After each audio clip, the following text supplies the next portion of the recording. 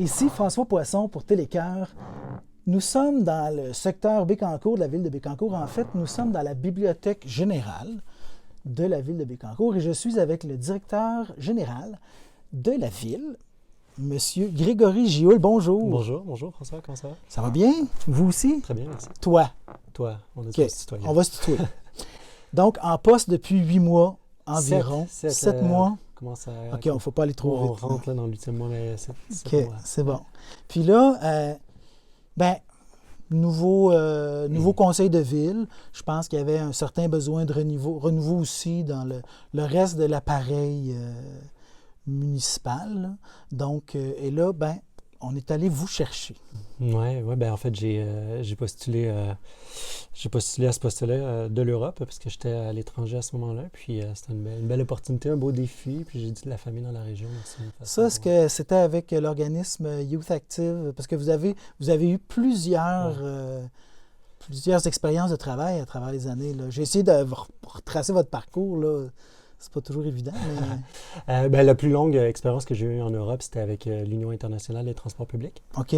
Là, j'ai eu plusieurs postes là, dans cette organisation-là, mais en gros, c'était une association, comme il y en a des centaines à Bruxelles, qui faisait la promotion du transport public, la mobilité active. Là. Donc, c'était une belle mission. Puis une belle organisation aussi, puis il y avait des bureaux partout dans le monde, là, donc c'était le fun. Là.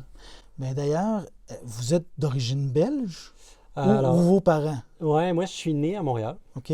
J'ai grandi sur la rive nord de Montréal. Ma mère est française et mon père est né au Congo. Ça devient compliqué, là, mais né au Congo belge à l'époque, puis déménagé ici quand il était enfant. Ouais. Parce que sur votre page Twitter, il y a l'Atomium de Bruxelles. Ça faisait un petit indice, là, mais si vous avez travaillé là, c'est plus ça. Je travaillais là, puis j'ai étudié à Bruxelles aussi avant, donc un petit attachement. À l'Université libre. Oui.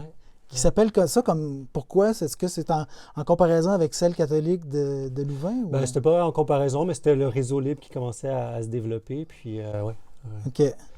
Donc, la libre penseur, puis la critique sur les idées, puis les concepts, donc oui. Puis qu'est-ce qui vous avait amené à aller faire vos études là-bas? La réponse officielle, c'est l'intérêt de l'international, puis pouvoir mieux connaître l'Europe, puis je pense que la vérité plus officieuse, c'est que j'avais rencontré une Belge aussi, donc tout menait à ça. Là. Mais c'était une belle opportunité. Puis ma mère vivait déjà à l'époque en France à ce moment-là, donc c'est une façon de me rapprocher aussi de ma mère. OK. Puis de connaître un peu l'Europe.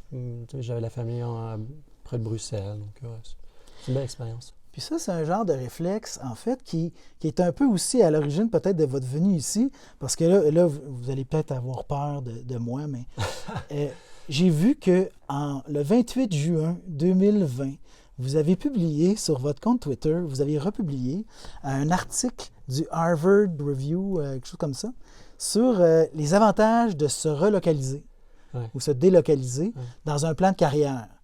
C'est bon qu'on pouvait de développer des nouvelles connaissances, nous le rendre attrayant, on pouvait devenir meilleur en résolution de problèmes, des choses comme ça, et des avantages financiers parfois. Là. Donc, fait que ça vous a jamais fait peur de faire des déplacements? Là, Je pense pas que ça m'a rendu plus attractif. Là. Non? mais en même temps, comme je vous disais, ma famille vient d'Europe, on a beaucoup voyagé, donc quelque part, c'est une opportunité de connaître d'autres choses, vivre d'autres expériences, puis renforcer un peu son regard sur la société en général. Mais le lien que je faisais, c'est qu'en 2020, vous publiiez ça, puis en 2022, vous arriviez à Bécancour, parce que ça parlait aussi de changer peut-être de milieu. Là, vous avez été... Je suis revenu au vouvoiement, je m'excuse. On va y aller avec le naturel. Donc, vous aviez été plus dans des milieux urbains. Puis là, ici, dans un milieu plus rural, ou en tout cas, entre les deux. Oui. Mais en même temps, en termes de secteur d'activité, quelque part, j'ai toujours été un peu proche du secteur public. Donc, un petit moment en politique. Dans les transports publics, ça reste un milieu qui est assez qui touche la société. Puis ici, c'est une continuité de ça, de servir les citoyens, en fait, le service public. Puis pour ce qui est de la région, c'est une nouveauté. Hein. ces nouveautés entre Bruxelles et la région aussi. C'est différent, mais en même temps, ce qu'on voulait, maintenant j'ai une petite fille, entre 2020 et Ouais. maintenant aussi, j'ai une petite fille qui a 3 ans et demi maintenant. Donc, tu sais, de la rapprocher de la famille, mais aussi d'avoir une petite communauté, d'être une meilleure qualité de vie peut-être que ce qu'on pouvait avoir dans les grandes villes. C'est OK. attrayant aussi, là. Dans lequel des secteurs vous êtes installé? Ah, ça, c'est la question piège, hein, que les élus, bon, sur lesquels je me fais questionner. Je suis à Saint-Angèle, en fait. À Ah, Saint-Angèle, ouais. d'accord, c'est mon secteur aussi. C'est vrai, ouais, Oui. c'est un beau secteur. Tous les secteurs ont chacun leur force, hein, mais Ouais, la chacun vue sur leur le couleur, fleuve est quand même ouais. intéressante, la proximité avec le fleuve. OK. Puis comment parce que bon, évidemment, conjointe peut-être, Ouais. fait que comment la transition se vit là, pour le reste de la famille, y compris votre enfant? Ben, c'est sûr que pour une petite fille de 3 ans et demi, de partir là-bas en Belgique, elle était à l'école là, avec des plus grands. Ah Le oui, déjà? système est différent. OK. Là, de revenir ici, changement dans une nouvelle garderie, donc c'est moins évident. Il y a peut-être eu des petites semaines, mois qui étaient plus compliquées au Mhm. départ, mais maintenant, tu es vraiment attaché à son groupe d'amis là-bas, aux monitrices, donc ça se passe bien. Puis pour ma conjointe, ben, elle a réussi à se trouver un boulot aussi de Bruxelles, ici à OK. l'École nationale de police d'ailleurs. Oh, Donc ça se passe bien. On a de la chance, là. On a de la chance, puis ça, on le reconnaît. Il faut savoir OK. reconnaître. Ouais, ça se passe bien. Fait que là, dans votre carrière, là, ben, vous avez travaillé en gestion, Ouais. vous avez travaillé en politique, Ouais. vous avez travaillé, ben, on peut mettre ça aussi dans la gestion, mais peut-être aussi les ressources humaines, là, changer le comportement, c'est-à-dire comment on appelle ça déjà, la mentalité dans une organisation, là, La culture la organisationnelle. culture, ouais, Ouais, c'est ouais, ça. Bon, vous avez travaillé donc dans des choses spécifiques à l'intérieur, même ben, restructurer une organisation, un organisme, faire aussi, bon, c'est ça, changer des changements dans la culture organisationnelle. ouais. Donc ça, vous n'êtes pas un spécialiste, vous avez l'air plus d'un généraliste. OK. Et moi, je suis complètement généraliste. Tu sais, dès que j'étais en politique, j'avais ce profil plus généraliste-là, puis ça s'est continué par la suite. Je pense que ça amène plein d'avantages aussi Ouais. dans un poste de service public comme celui-ci à la Ville de Bécancour. Pour ce qui est des changements organisationnels et des cultures organisationnelles, ben, à l'époque, c'était auprès de l'Union internationale là, des transports publics, puis j'étais conseiller du secrétaire général, conseiller principal du secrétaire général. Donc, c'est sûr qu'on travaillait très proche. C'était challengeant parce qu'on avait 15 bureaux à l'étranger, là, donc l'organisation, elle n'est pas centrée. Il y a un noyau fort à Bruxelles, mais c'était partout dans le monde, finalement. Mais oui, c'était vraiment une belle opportunité là, de voir comment ça se passe, ce changement-là, même à l'international. Ça a été très, très enrichissant. Est-ce que ça vous a amené à apprendre des langues ou... Non. J'ai appris l'anglais à l'école primaire, donc en immersion. Puis après, les autres langues, c'est toujours été un peu plus compliqué. OK. Espagnol, j'ai su On plusieurs années ne d'espagnol. peut puis je pas pense avoir qu'on tous les pourra avoir, talents, là. Bon, je pense pas qu'on va avoir une conversation en espagnol. d'accord. Ouais, ben moi, j'en ai fait un petit bout pendant la pandémie, là, sur Ah ouais? une application. Ah ouais, là, ça fonctionne? ça fonctionne bien, sauf qu'il faut être constant. Il faut être constant. Ouais. Puis là, nouvel emploi, j'ai arrêté. Fait que là, je pense que j'ai La perdu prochaine fois, on beaucoup, pourrait... faire en espagnol. Ah, là, il va y avoir Le plus de montage à faire. Ouais. Mais donc, parlons de politique, des études en sciences politiques à l'université. Du travail en politique, vous avez été à la recherche à l'aile parlementaire de la coalition Avenir Québec, avant, par contre, qu'ils prennent le pouvoir là, jusqu'en 2016. Donc ça, un intérêt visible pour la politique, là. Une passion passion pour la politique assez jeune. Puis j'ai travaillé avec Marc Garneau et au Parti libéral du Canada jusqu'à la campagne de 2011. Et puis ensuite, j'ai eu l'opportunité de faire le saut en politique provinciale avec M. Legault comme recherchiste, puis après ça comme conseiller principal, directeur du service de la recherche, puis directeur de cabinet adjoint, M. Legault. Donc ça a été une expérience humaine incroyable, vraiment, vraiment incroyable. Alors là, vous avez travaillé avec des députés de l'époque qui sont devenus ministres. Ouais. Et maintenant, qui sont encore en place. Ouais. Et vous connaissez, bon, François Legault, vous l'avez nommé. Donc, ça, c'est un avantage parce que, ben, on ne se le cachera pas, là, Bécancour, et c'est ce qui ça rend ça attrayant pour quelqu'un qui a déjà vu des emplois de haut vol. Là, on va vivre une période assez excitantes d'une certaine Ouais, façon, je là, pense que des oui. changements, des grands changements. Fait que là, d'avoir peut-être ces entrées, en tout cas, au parti, au pouvoir. Ouais. Non, je pense pas que j'ai plus d'entrée que quiconque, là. Ce qui est intéressant surtout, c'est, tu sais, puis je vais prendre d'un point de vue personnel, c'est que par exemple la zone d'innovation, ben, tu sais, j'ai travaillé là-dessus Ah en oui, 2014, 2015, puis là, de pouvoir voir que c'est en train d'être mis en place, puis puis c'est se le rendre compte député que, ici qui est en plus de Nal, en avec qui charge. j'ai eu la chance de travailler beaucoup, Mhm. mais c'est chouette. C'est chouette de voir ça mettre en place. C'est vraiment, ouais, C'est comme une un séquence. suivi, on voit le suivi. Ouais, ouais, ouais. OK, Mais bon. ça, c'est intéressant. Après, d'avoir une compréhension aussi peut-être de comment fonctionnent un peu les choses à Québec, puisque c'est vrai que je n'étais pas au gouvernement, mais d'avoir une compréhension de comment sont les gens, puis comment, un peu leur façon d'avancer, ben, ça aide, c'est utile, mais il n'y a pas plus de... On n'ouvre pas plus la porte parce que c'est moi. Fait que le fédéral, le provincial et là, le municipal. Ouais. Donc, de plus en plus, gouvernement de proximité. Ouais, ouais. Comment on explique ça? C'est une bonne question. C'est vrai que c'est le palier qui manquait peut-être un peu à mon expérience, là, quoique ça n'a pas été aussi long pour chacune. Là, mais tu sais, je pense qu'au final, ce qui est important pour moi, c'est servir les citoyens. Puis là, il n'y a rien, à mon avis, c'est la première ligne. Là. On n'est pas plus proche des citoyens qu'on peut l'être au niveau municipal. Puis c'est marrant parce que dans les réunions de travail avec les élus ou avec les collègues, vite les noms, les dossiers sont liés à des noms de personnes, avec des adresses. C'est très, très humain, en fait. Donc, c'est le fun. C'est le fun. Puis ça rend le tout très, très concret, en fait. Ça rend le service public très concret. Ouais. Le goût d'aller en politique, vous, personnellement, là, jadis, il y en avait un autre niveau, il y avait commissaire scolaire, là, ça n'existe plus, mais Ouais. puis là, avec un enfant, peut-être, dans des écoles, peut-être que vous seriez allé là, mais c'est-tu quelque chose qui vous tente un jour? Non, ça ne me tente pas, puis j'ai l'impression qu'en fait, j'ai toujours pu faire ce service. Tu sais, il y a la politique en soi, puis la joute politique, puis tout ce qui vient avec la politique partisane, puis il y a le service public, puis je reviens avec ça, mais en fait, c'est ça qui, à mon avis, qui me touche le plus, qui m'attire le plus. Ouais. Donc, je n'ai pas besoin de franchir, faire le saut en politique, là, je le vis, je peux je peux avoir un petit impact sur la communauté.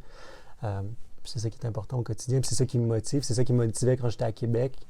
C'est quand les nuits étaient longues et puis il fallait travailler des fois beaucoup parce qu'on n'était pas une très grosse équipe à l'époque. Et c'est la même motivation de savoir que ce qu'on fait, ça a un impact concret sur les gens. Ouais. Okay. Donc, non, faire le saut, non. Puis je tiens pas à... La partie publique, c'est pas ce qui m'attire le plus non plus. Là. Après 7 mois en poste, là, est-ce qu'on a eu le temps de lire un peu, comment l'endroit, puis, je sais pas, les gens, la faune, tout ça autour? Là? Un peu. Un peu. On commence à avoir une idée, mais de là à dire que je comprends toutes les subtilités, non. C'est sûr que non. Je commence à avoir des bonnes relations avec les acteurs du milieu. Avec d'autres, c'est encore à travailler, mais une sorte j'ai une première visibilité, là. OK.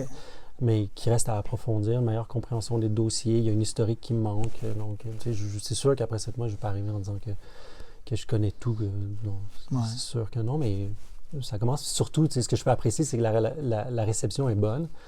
L'accueil est pour l'instant encore, puis ça va peut-être changer dans 3 ans, là, mais pour l'instant, l'accueil est chaleureux. Donc, c'est ça qui est important aussi pour moi. Donc, continuer à grandir dans le poste, puis grandir dans ma connaissance du milieu aussi, tout ce que j'ai à apprendre. Petite question à développement. Les mandats qui vous sont confiés versus peut-être une vision personnelle de ce que vous voulez faire dans un milieu, ou un par rapport à l'autre? Bien, pour l'instant, j'ai la chance d'avoir... Mais je pense qu'il y aurait eu un filtre à l'entrevue déjà. Il y a un conseil qui fait un choix pour un DG. Il doit avoir un alignement quelque part. Là, sinon, ça ne fonctionnerait pas.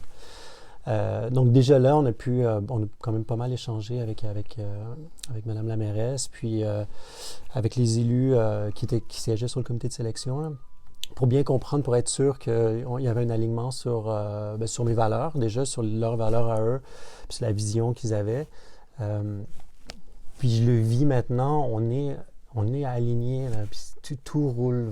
En termes de vision, tout roule bien. Donc, la vision qu'ils peuvent avoir, ce qu'ils aimeraient ou ce qu'ils demandent qu'on mette en place, bien, pour l'instant, je me sens tout à fait à l'aise avec ce qu'on fait. Puis, au contraire, j'ai hâte d'aller plus vite puis de pouvoir mieux mettre en place cette volonté de faire cette croissance durable-là, puis de parler de développement durable plus, puis d'être plus près des citoyens, de travailler sur les services. C'est ce qu'ils veulent mettre en place, puis c'est sur qu'on travaille. Donc, on est alignés là, pour répondre à la question. On est très, très alignés. Ouais. Et là, vous allez compléter votre équipe parce qu'avec tout ce qui se passe, on a besoin de nouvelles ressources. Ouais. On a besoin de ça dans un moment où il y a pénurie de main-d'œuvre, où c'est difficile d'aller trouver peut-être des fois les personnes qu'on voudrait, tout ça. Alors, puis la semaine dernière, je pense que vous annonciez aux employés de la ville quel était le 109 qui arrivait, là, des nouvelles nominations. Là. On annonçait mieux que ça, en fait. On annonçait... on a profité de l'opportunité de dire qu'on avait un nouvel organigramme pour annoncer une nouvelle direction qu'on voulait donner à l'interne, à l'administratif, puis à la ville en général. Puis une série de bonnes mesures d'actions qu'on mettait en place aussi.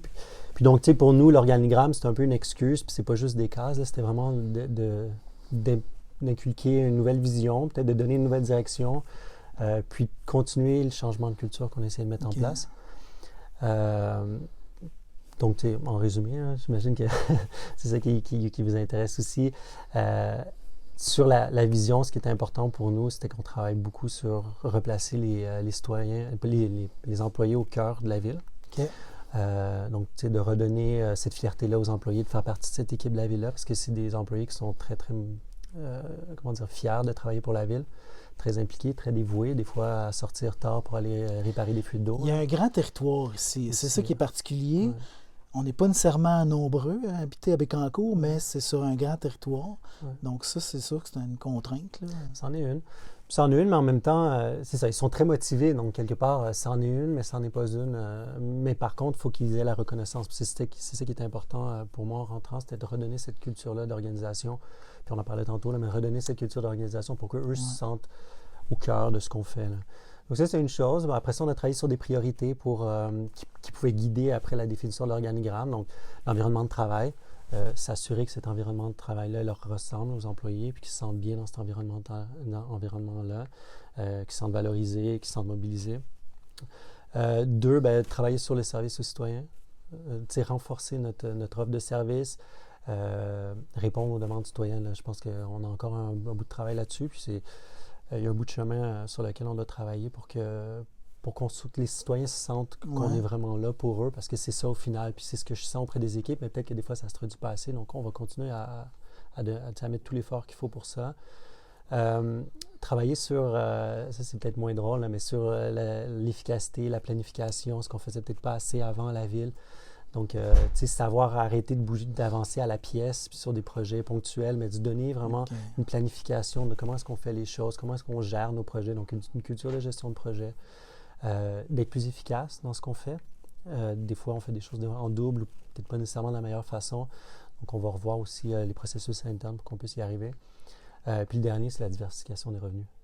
S'il y a un exercice qui n'est pas particulièrement agréable pour une municipalité, puis je pense que toutes les municipalités peuvent être d'accord, c'est le budget. Puis là, on a un exercice budgétaire qui n'était pas particulièrement facile avec les hausses qu'on a connues, mais avec cette volonté aussi là, de ne pas couper dans les services, au contraire, de continuer à augmenter les services, puis c'est ce qu'on a fait.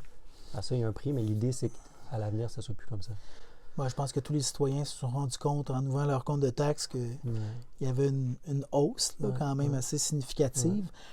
Bon, on nous la vend en disant que c'est en l'espérance de futurs revenus, justement en développant l'infrastructure dans le parc pour la filière batterie, tout ça, que ça va amener de l'eau au moulin. Puis, mais de toute façon, il y avait comme une tendance. La vision du conseil et des élus, c'était vraiment aussi de déjà pas couper dans les services. Ça, c'était la base. C'était pas question qu'on ait un budget à la baisse. Mais au contraire, qu'on voit comment est-ce qu'on peut renforcer, puis peut-être approcher une façon différente de faire nos activités, puis le service qu'on donne. Mais des fois, peut-être en augmentant aussi s'il fallait. Mais on voulait se donner les moyens de se donner une ville dont les citoyens sont aussi fiers. Ouais. Donc, travailler sur le service aux citoyens, ça c'est important. Puis de là découle ensuite l'organigramme. Okay. Puis dans l'organigramme, là, il y a quand même pas mal de changements. Il y a les 35 postes que vous avez mentionnés, mais ça c'est un... J'avais pas dit de chiffre, là, mais c'est 35 nouveaux postes. Un peu moins, là, mais oui, c'est des postes en plus. Quand même.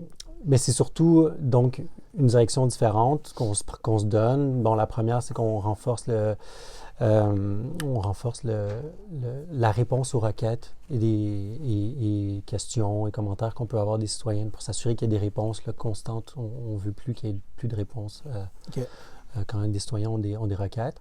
Donc ça, le renforcer. On crée un département de développement durable. C'est important pour le conseil municipal, pour la mairesse, pour moi aussi dans mes valeurs, donc ça cadrait bien. On crée cette nouvelle équipe-là de développement durable, puis à ça, dans laquelle on ajoute une façon différente de s'approvisionner. Donc ça aussi, c'est nouveau pour la ville, là, qu'on arrête d'acheter à la pièce. Chaque équipe faisait un peu ses commandes, mais qu'on réfléchisse autrement, une façon de s'approvisionner. Qu'on travaille sur la gestion de nos actifs. Qu'on a une idée de nos bâtiments, mais où est-ce qu'ils en sont, ce qu'on doit faire. Et puis, actifs en termes de bâtiments, mais aussi de véhicules.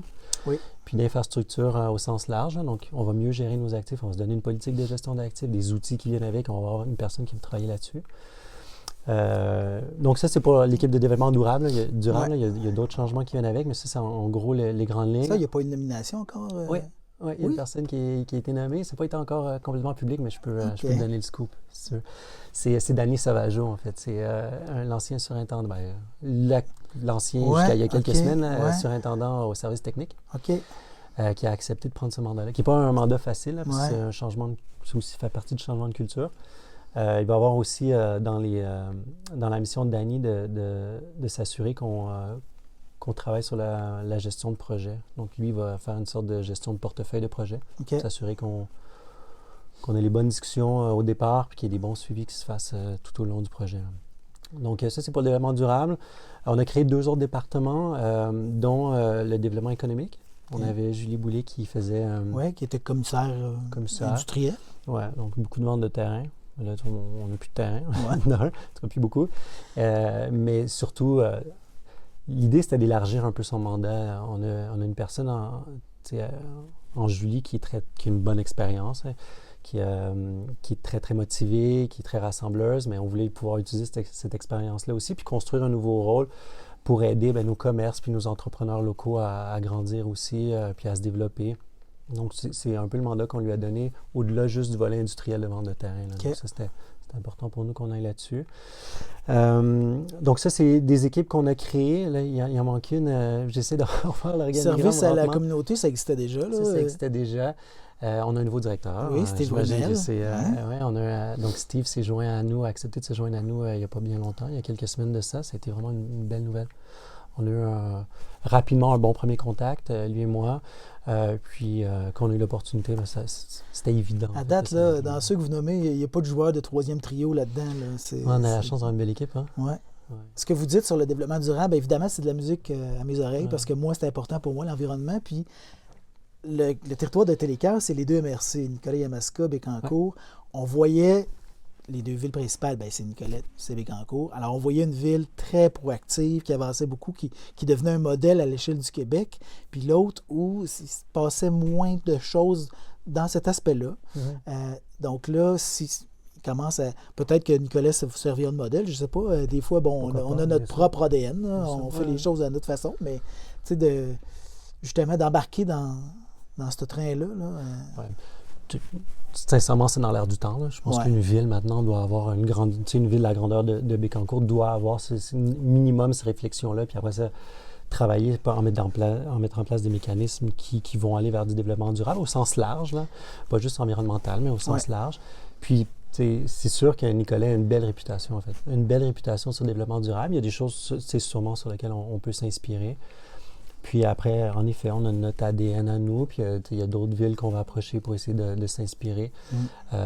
Donc oui, l'idée, c'est pas de voir qui est plus durable que l'autre. Au contraire, je pense que le défi est assez grand dans la région. Il faut qu'on trouve chacun notre façon, mais aussi ensemble des façons de développer durablement notre territoire. Donc, il y a des choses qu'on ne peut pas plaquer non plus.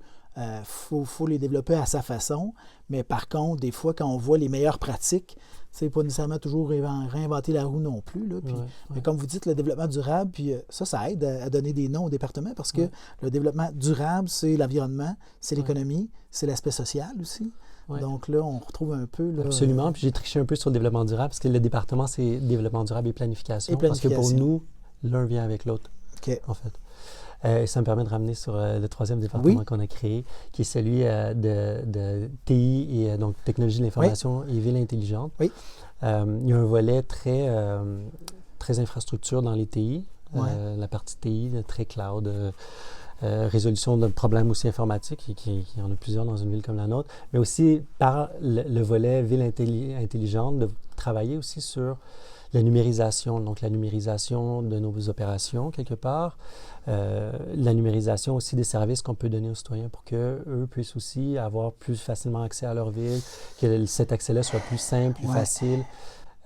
Donc, c'est une nouvelle... Ça amène à d'autres discussions parce que, tout le monde, il y a la fracture numérique. Ouais. Je vais être présent à un événement là-dessus bientôt. C'est pas tout le monde qui maîtrise. Premièrement, c'est pas tout le monde qui a accès à un ordinateur, c'est pas tout le monde qui a les services Internet, c'est pas tout le monde qui maîtrise la technologie. Il n'y a pas juste l'âge, des fois il y a un peu le parcours de vie. De moins en moins l'âge, je pense. Hein? Ouais. Parce que... Donc, fait que ça, tu sais, c'est triste des fois si on crée deux vitesses ou deux poids, deux mesures, des citoyens de première zone qui sont à l'aise, puis d'autres avec les technologies, puis d'autres moins. Là. Mais l'un, c'est pas l'un ou l'autre. Je pense qu'on peut travailler les deux en parallèle. Puis au contraire, peut-être que parce qu'il y en a qui vont avoir accès plus facilement à ce service numérique-là, parce qu'ils sont plus à l'aise à ça, puis que c'est plus facile pour eux dans leur quotidien aussi de ne pas se présenter nécessairement à l'hôtel de ville, mais de le faire à distance, d'être mieux informé, tout ça amène aussi plusieurs bénéfices. Hein. Mais ça va peut-être aussi faciliter l'accueil et puis le service qu'on va pouvoir donner sur place aux citoyens qui vivent peut-être ces enjeux-là de fracture. Okay. Mais l'un, c'est pas un choix de l'un ou l'autre. Là. Ouais. Pas du tout. Il y a, je pense que Trois-Rivières a un service comme ça pour, entre autres, les requêtes, les plaintes, ces choses-là. Ouais. C'est à ça que vous pensez. On l'a déjà, ça. Vous avez déjà ça? On l'a, mais comme je vous disais, vous voyez, comme je me plains pas, je n'étais pas tout à fait au courant. C'est ça, c'est une bonne nouvelle. Mais comme je vous dis, on l'a, mais il y a une façon, l'outil ne règle pas tout. Ça, c'est aussi vrai pour toutes les équipes. Là. On se dote d'outils, mais l'outil ne règle pas tout. L'idée, c'est aussi qu'on sache bien les utiliser, qu'on améliore notre façon de les utiliser. Donc, on a un outil de requête en ligne. Mais il faut qu'on s'améliore sur comment est-ce qu'on donne le suivi, puis ça, on en est conscient, puis on travaille fort là-dessus, vraiment. OK. Ouais. Donc, ça, c'est les 3 nouveaux départements, mais après ça, il y a plein d'autres changements. Puis, je veux vraiment le mentionner parce que pour moi, c'est important. Tu sais, je vous ai parlé de changement de culture, on en parle un peu depuis le début. C'était une priorité pour moi en arrivant, de replacer les employés au centre, mais ça s'est aussi traduit dans l'organigramme par des nouveaux postes qu'on a créés qui sont directement venus des employés, en fait. Donc, les employés sont venus nous voir. Certains, ça faisait des années qu'ils travaillaient ici, mais c'était la première fois qu'ils se rendaient au 2e étage, ici, l'hôtel de ville, qui sont venus nous présenter une proposition qu'on a retravaillé un peu. On leur a demandé de retourner un peu faire leur devoir, puis ils sont venus avec une version finale qui était signée par tout le monde. C'était vraiment un beau moment. Puis, ça se retrouve tel quel dans l'organigramme. Là. Donc, c'est chouette de voir aussi qu'on l'a construit ensemble, cet organigramme-là, et que ça les reflète aussi. Là. En termes de manager, c'est pas juste du top-down, il y a du bottom-up. Ça aussi, je pense que on est rendu ailleurs dans la gestion en général. Puis c'est ce qu'on veut mettre en place aussi. Ça reflète la volonté du conseil qu'on en discutait lors du processus d'entrevue. Mais c'est aussi ce qu'on veut mettre en place. Puis si on veut replacer nos employés au cœur de la ville, ça passe par là aussi. Puis si on veut garder les employés, parce que de nos jours, justement, comme il y a beaucoup de demandes, les gens ont le choix. Puis donc, si tu ne te sens pas écouté, si tu ne te sens pas valorisé, si tu ne sens pas que tu as une certaine autonomie, des fois, les gens vont regarder ailleurs. Fait que c'est important de le faire pour un employeur, d'avoir cette écoute-là. Cette écoute, cette présence-là, de savoir que moi, j'ai une compréhension de ce qu'ils font aussi dans leur quotidien, ce qui n'est pas évident pour certains types de postes, là, mais on travaille là-dessus pour que je puisse vraiment faire le tour de toutes les équipes, comprendre c'est quoi leur réalité, puis après ça, moi, pour être mieux à même de les soutenir aussi, parce que c'est ça, en fait. L'environnement de travail, c'est moi, être là pour leur soutenir dans leurs tâches, s'assurer qu'ils puissent se réaliser pleinement, puis qu'ils vont au maximum de leurs compétences, là. Okay. Pour ça me prend une compréhension, puis c'est sur contraire. Ouais. Là, il a géré une ville. Ouais.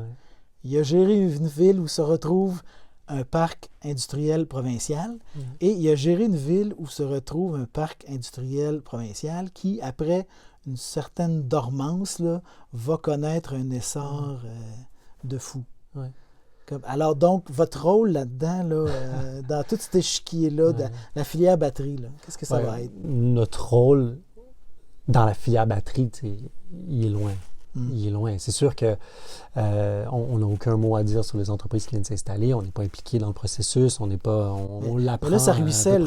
Tout le monde. Le logement, les services, Ouais. tu sais. Après, c'est sûr qu'il y a l'impact. Et puis, tu sais, je ne vous cacherai pas que vite, en mettant les pieds ici, je me suis rendu compte que le tsunami, il est pas, on le voit pas. Il est déjà, tu sais, on commence déjà à recevoir les premières gouttes du tsunami. Les équipes sont pressées, on sent que ça bouge très, très vite. Il faut qu'on se Là, on renforce. parle d'hébergement temporaire. Je disais ça là, dernièrement, Ouais. même pour les premiers travailleurs qui vont arriver pour construire les usines. C'est toutes des questions qui se posent. En commençant par la main-d'œuvre. Donc, nous, ce qu'on a décidé de faire, c'est de dire quel sujet touche la ville, puis comment est-ce qu'on peut être actif sur ces sujets-là pour qu'on ne subisse pas cette implantation de la filière batterie-là, mais qu'on soit en mesure d'en profiter et d'en tirer le maximum, au bénéfice de la population. Donc, c'est pas vrai qu'on va rester assis à le regarder. C'est le mandat que j'ai reçu du conseil, puis c'est comme ça qu'on a commencé à travailler sur le volet main-d'œuvre. Donc, de voir comment est-ce qu'on peut s'assurer que les employés qui vont venir travailler ici, bien, déjà qu'il y ait des employés qui viennent travailler ici, donc soutenir un peu l'Investissement Québec là-dedans, rassembler les acteurs locaux. Donc là, c'était un peu le leadership positif que la Ville a voulu jouer, là, de rassembler les acteurs locaux ici, d'apporter des solutions, mais avec comme objectif que Bécancour ne soit pas juste une ville de passage, là. Parce que ça pourrait aussi être ça, je pense, si on ne prenait pas le taureau par les cornes. Donc l'idée, c'est qu'on soit actif pour s'assurer que cette croissance-là, on puisse la contrôler autant que possible. Heureusement, on n'est pas hors des grands centres. Ça ne sera pas du fly-in, fly-out. Là, Non, mais peut-être le territoire des gens est qui grand. vont s'installer là, ici. Là. Bien, c'est sûr qu'il y en a qui vont s'installer ici. Mais qu'au-delà des usines, bien, qu'on soit capable aussi de penser à qu'est-ce qui vient avec ces usines-là et en lien avec la main-d'œuvre, bien, peut-être des centres de formation. Donc, on travaille sur un centre de formation. Il y a une annonce avec les cégeps au printemps, à l'automne dernier. Mais qu'est-ce qu'on peut faire de plus pour que cette communauté ici qui mise beaucoup sur la qualité de vie, bien, puisse continuer à miser sur la qualité de vie, mais en plus puisse en bénéficier et ressortir un peu plus fort, un peu plus riche, au-delà des taxes foncières, parce que ça, c'est limite, c'est agréable, mais c'est pas l'objectif. C'est pas un projet de communauté. Mais vous parliez de diversification des revenus tout à l'heure. Là, on diversifie pas avec les usines. Non. Et là, quand on parle de ça, moi, tout de suite, j'ai en tête un peu une réforme de la fiscalité municipale. Oui. Et ça n'a pas l'air vraiment sur la table là, pour le gouvernement actuel. Votre position par rapport à ça, qu'est-ce que c'est? Non, mais c'est sûr qu'il faut donner plus de leviers, puis des leviers différents aux villes. Ça, je pense que toutes les villes vont dire. C'était un sujet qu'on avait déjà à l'époque quand j'étais en politique provinciale. Donc, c'est pas nouveau. L'UMQ continue à porter ce message-là. C'est basé sur les revenus plus que sur la valeur des propriétés. Il y a plein de façons de le voir différentes. Puis je sais pas, je ne serais pas en mesure aujourd'hui de vous dire laquelle est la meilleure. Chose certaine, il y a des leviers qui existent, qui n'existaient peut-être pas avant, dont les redevances. C'est quelque chose qu'on est en train de regarder pour l'année prochaine. Mais à mon avis, ça reste pas encore très éloigné d'une forme de fiscalité. Donc, voilà, il y a du développement économique qu'on peut faire aussi. Il y a d'autres options à envisager, des partenariats à faire.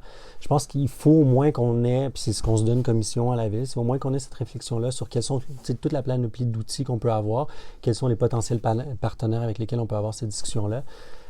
Puis éventuellement, qu'est-ce qu'on peut mettre en place qui fait du sens avec justement cette vision de développement durable, puis de développement humain, puis de proximité avec les citoyens qu'on veut avoir.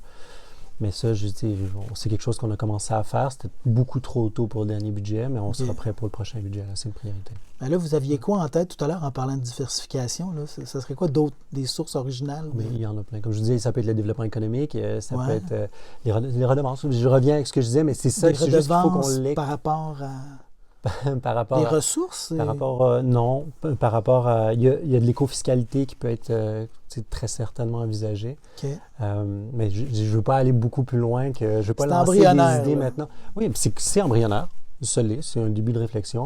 Okay. Mais je ne veux pas lancer des idées puis après ça, que ça ne soit pas retenu ou que ça soit retenu puis créer des attentes ou des déceptions.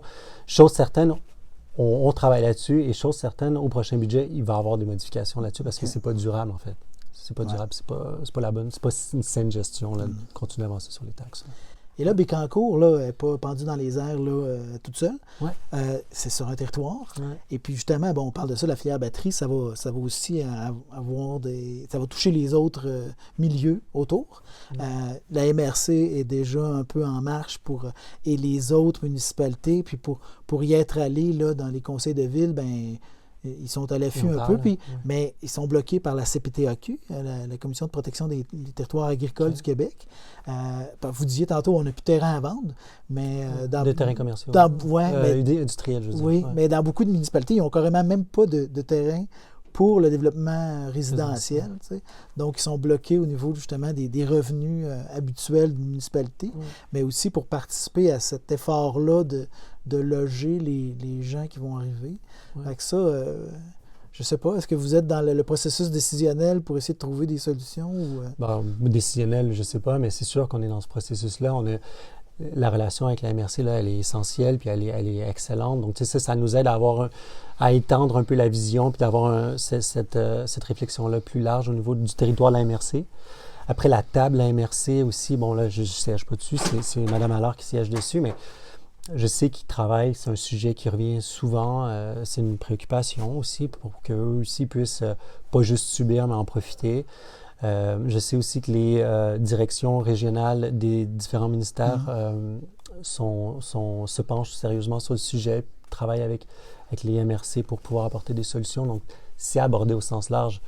On n'a pas le choix, là, parce que ça pourra pas... C'est pas souhaitable et c'est pas ce qu'on veut, que ça tombe tout sur les épaules de Bécancour. On ne pourra pas l'absorber, puis je pense pas que les citoyens veulent ça non plus forcément. Donc, il y en aura pour tout le monde, c'est tout ce qu'on se dit. Nous, notre préoccupation, c'est que Bécancour continue à préserver sa qualité de vie, puis c'est pas ça pour ça qu'on travaille, mais aussi qu'on en ressorte un peu plus fort avec, si c'est possible, une offre de formation qui est renforcée, ben, c'est clair que c'est notre objectif. Après, la CPTAQ, c'est sûr que c'est un passage obligé pour les villes. On ne pourra pas le changer. Puis je ne connais pas la situation de chacun, mais il y en aura pour tout le monde. L'important, c'est qu'on se parle, qu'on aborde tout le monde rentre dans ensemble, le même sens, qu'on l'aborde ensemble, ce défi-là, parce que c'est gros. C'est très gros. On a entendu 3 000, 4 000. Le ministre Fitzgibbon est allé jusqu'à 10 000 nouveaux travailleurs. Plus que ça. J'ai entendu plus. Mon Dieu. Mais ça, c'est pas pour Bécancour. Non, Quand le ministre a dit 10 000 emplois, c'était pour... Puis même nous, on a eu le cœur a arrêté de battre une fraction de seconde, mais c'était pour l'ensemble du Québec, pour la filière batterie. Zones... OK. C'est pas toutes les zones d'innovation, c'est la filière batterie à l'ensemble du Québec. Parce que la filière batterie ne se résumera pas juste à Bécancour. Non, il y a des mines, il y a des différentes choses. Il y a d'autres secteurs proches de Montréal qui vont avoir des grosses usines. Oui, il y a eu des annonces récemment là-dessus. Qui vont avoir des grosses usines. Shawinigan va avoir une partie aussi. Des belles opportunités là-bas aussi. Donc, ça va être réparti pour tout le territoire. C'est sûr qu'on ne parle pas D'ailleurs, il y a la vallée de la transition énergétique. Oui, ça s'en vient aussi. Donc, pour nous, je pense qu'en emploi direct, là, puis Investissement Québec pourrait mieux partager les chiffres que moi, mais je pense qu'on doit être autour de 1500 emplois directs là, sur notre territoire. Une fois les usines construites? Oui. OK. Ouais. Bon, ben déjà... c'est moins épeurant. Hein? C'est moins épeurant, puis ça donne une meilleure échelle de ce que ça peut représenter. Là. Mais c'est pas peu, parce qu'avec ça viennent les emplois indirects, c'est ça, la famille. Bon. Il y a beaucoup, hein, mais c'est plus réaliste comme chiffre. Là. 10 000, c'était vraiment pour l'ensemble du territoire québécois. Ça aurait été bien de le préciser. Monsieur Fitzgibbon. À l'écoute. Mais je pense qu'ils l'ont refait après. Ils se sont pris parce que ça a fait réagir, nous en premier. Dans une ville de 12-13 000 habitants, un chiffre comme 10 000, c'est sûr que... C'est beaucoup. C'est pas souhaitable que ça soit tout sur un territoire comme un autre. Puis c'est pas la façon dont on veut... que le Conseil veut développer la ville non plus. Pendant que j'y pense, ben justement... Puis ça, c'est peut-être quelque chose à laquelle vous n'aviez pas été confronté avant. C'est une drôle de bébite, Bécancour. C'est 6 secteurs qui ont été fusionnés il y a quand même très longtemps, mais comme on le disait, chacun a gardé sa couleur, sa personnalité. Puis c'est difficile. Ben moi, dans toutes mes intros, d'ailleurs, je dis toujours, nous sommes dans le secteur X de Bécancour. Donc, changer ça, je pense. Faut-tu changer ça? Je pense que oui. Hein? Ben, c'est quelqu'un de l'extérieur qui dit ça. Oui, on a une appartenance. Il y a une appartenance. Puis, ça se situe aussi. Ah, OK, là, ils sont là-bas, là, ils sont là-bas, là, ils sont là. Parce que, justement, la distance, tout ça. Mais, justement, est-ce que vous avez quelque chose de prévu pour essayer de faire en sorte d'unifier davantage? Parce que là, bon, déjà, se rendre en vélo d'une place à l'autre, c'est dangereux. Donc, dans la même ville, on ne peut même pas se fréquenter si c'est dangereux. Fait que, tu sais, des choses comme ça, là... Alors, le conseil municipal a exprimé une volonté, une demande pour nous, claire, de travailler sur la création d'un réseau cyclable qui va relier toute la ville. Puis ça, c'est le conseil qui va l'annoncer, puis on travaille là-dessus, il y aura des plans, ça va être une belle annonce, je pense. Puis c'est une façon un peu d'unifier. Maintenant, je pense que unifier, ça ne veut pas dire, puis ça c'est ma vision, je pense qu'unifier, ça ne veut pas dire qu'il faut dénaturer les secteurs puis enlever l'ADN des secteurs. Au contraire, je pense que c'est de bien comprendre l'ADN de chaque secteur puis construire le développement de la ville par l'ADN de ces 6 secteurs-là. Puis c'est ça qui fait qu'on va avoir une ville unifiée, mais par l'appartenance et le sentiment d'appartenance de chacun. Donc, en fait, ma réponse, c'est on va travailler sur renforcer cet ADN-là, mais sur une vision plus large. Il faut aussi qu'on soit capable d'avoir une vision Bécancour. Parce que c'est pas vrai qu'on peut... puis à mon avis, je pense pas qu'on doit répliquer tout ce qu'un secteur fait dans l'autre. Ouais. Les gens vont être prêts à se déplacer d'un secteur à l'autre si on a une belle offre ou un beau service qu'on offre dans un des secteurs. Bien, on a abordé ça avec les gens de Précieux Sang quand il a été question de la pump track. Que j'ai pas essayé encore. Il manque, non, mais moi, oui, c'est sportif. Oui? Le pump, c'est qu'idéalement, tu n'es pas censé pédaler. Tu sais, c'est juste... OK. Ouais, donc il y a un aspect cardio. Il n'y aura pas d'entrevue quand je vais aller l'essayer. Ça, d'accord. Puis on serait plus essoufflé que ça. Ouais, peut-être. Peut-être. Non, mais ce que les gens disaient, c'est que... puis c'est d'ailleurs la conseillère de l'endroit, Annie Gauthier, qui disait que, on peut être complémentaire dans le sens que, ici, on développe ça, là-bas, on développe ça, puis après ça, c'est quand même, c'est étendu, mais c'est quand même pas trop loin pour pas vouloir aller voir les forces des uns et des autres. Là. Moi, je pense toujours au Café des Trois Cloches à Sainte-Gertrude, qui est un endroit génial. On fréquente des endroits un peu partout, là, avec tout ce qu'il y a pour le secteur équestre dans Gentilly, ça aussi. C'est attractif. Donc, chaque secteur a comme développé comme ça des forces. Là. Fait que c'est ça sur quoi on veut continuer de renforcer. Puis il y a des secteurs où les gens sont très, très mobilisés. Gentilly, ça en a un exemple avec les comités loisirs, le carnaval. Sainte-Gertrude, c'est un comité qui est très, très mobilisé aussi. Il y a d'autres secteurs, Saint-Angèle, ça l'est aussi. Il y a d'autres secteurs, ça l'est un peu moins. Puis on retravaille pour redynamiser ça aussi parce qu'on a besoin d'avoir tous les secteurs, des citoyens qui sont mobilisés. Des fois, il y a des courbes. Là, c'est vrai, il y a des générations. Les gens ont des enfants. Là, ils sont plus à la maison, moins de bénévolat. En tout cas, ça va un peu. Il peut y avoir un relais, là, mais l'important, c'est qu'on puisse garder toujours ça assez dynamique. Là, on travaille là-dessus. Ça, je me fie sur Steve Brunel pour faire un gros travail là-dessus. Hein. C'est un sujet de discussion qu'on a eu, c'est sûr, cette vision-là de comment est-ce qu'on voyait le développement du service à la communauté. Puis cet ADN-là des secteurs est importante pour lui, puis elle est importante pour les conseillers. Pour moi, c'est important. C'est comme ça qu'on va pouvoir renforcer notre identité en tant que ville. Ça ne veut pas dire de penser qu'il n'y aura plus les secteurs, puis on va arrêter d'envisager la ville par les secteurs, mais au contraire, on va la construire par ces secteurs-là, à mon avis. Ouais. C'est bon. Ouais. Les coups de cœur de Grégory Gioul à date, là, ou en tout cas les endroits fréquentés, j'ai su que vous veniez régulièrement ici, là, à la Bibliothèque centrale, avec votre enfant. Ouais. Une petite fille? Une petite fille de 3 ans et demi maintenant. Oui, la bibliothèque, on y vient toutes les semaines. Puis d'ailleurs, je ne sais pas s'ils entendent, mais j'aimerais bien remercier le travail des collègues ici. Elles font un travail super. Puis l'offre aussi pour les citoyens ici, elle est vraiment chouette pour les enfants, les plus grands. Donc, un vrai coup de cœur, c'est la bibliothèque, certainement, pour l'heure du conte ou pour les livres, pour tout ce qu'on peut y faire. Les autres coups de cœur, j'ai passé beaucoup de temps au centre équestre aussi avec ma fille, puisque quand on venait d'arriver, elle était très, très impressionnée par les chevaux. Donc là-bas, il y a des fermes, les fermes d'alpagas. Donc la ferme SNC, là, où on passe beaucoup de temps là-bas aussi pour les alpagas. Donc beaucoup lié à la famille, peut-être, là, mes coups de cœur. Elle aime les animaux ou c'est toute la famille qui aime les animaux? Tout le monde, mais particulièrement la petite. J'aime beaucoup, comme je disais tantôt, là, beaucoup Saint-Angèle pour la vue sur le fleuve, l'accès au fleuve. C'est vraiment agréable. Quelque chose qu'on avait certainement pas dans les grandes On sort dehors, on se sent un peu en vacances à Saint-Angèle. Les couchers de soleil sont magnifiques. Hein. Est-ce qu'on est sportif? On est sportif mon sport, c'est le basket. Donc là, ça, on a une offre de terrain de basket peut-être à revoir sur la ville. Mais on est sportif, surtout avec les collègues. On joue, on a des activités de sport tous les lundis, là, tous les 2 lundis. Donc là, on est sportif dans les gymnases, puis éventuellement à l'extérieur aussi. Vous faites quoi, vous, juste? Une rotation. Donc on a De sport? badminton, volleyball, basket. Donc on change. Wow. C'est pas toujours le même monde qui vient aussi selon le sport. Donc c'est le sport. Après cet été, j'aimerais bien faire un peu de rando, là, si c'est possible, découvrir un peu la région en rando, là, le parc de la Gentilly. C'est une région, c'est plat ici. Non, mais le parc de la Gentilly, il y a des belles randonnées, je pense. Non? Oui, mais ça reste plat, c'est pas les Laurentides, c'est pas... J'étais en Belgique pendant longtemps. Donc, ce plat pays, comme disait l'autre. Coup de cœur... mon coup de cœur, en fait, là, c'est vraiment cet esprit de communauté-là que moi, je n'ai pas connu avant dans les grandes villes, que j'apprends à connaître ici. Ça, c'est vraiment un vrai coup de cœur, en fait. Okay. Ça, c'est vraiment agréable. Ouais. Voilà. Puis après, il me reste tellement de choses à découvrir dans la région. Oui, juste ce mois. Juste ce mois de fait, là. Ouais, il reste encore beaucoup à découvrir. C'est bien. Je vous souhaite bien de l'agrément chez nous. Merci. Puis on va sûrement pouvoir se croiser. Puis vous avez l'air assez ouvert que les citoyens pourront aller vous saluer. Absolument. Le bureau est ouvert autant aux employés qu'aux citoyens. Puis ça va me faire plaisir. Puis ça fait partie non seulement du travail, mais ça fait partie de ma volonté d'avoir une meilleure compréhension aussi du territoire. Ça passe par des discussions avec les citoyens. Ouais. Très bien. Bonne attitude.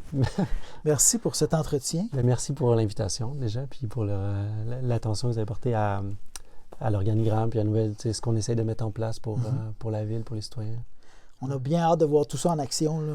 Rapidement. Parce que là, on crée des outils, puis ensuite, on s'en sert. On se fait des checkpoints aussi aux 6 mois pour être sûr que ça avance comme vous voulez. On peut faire ça.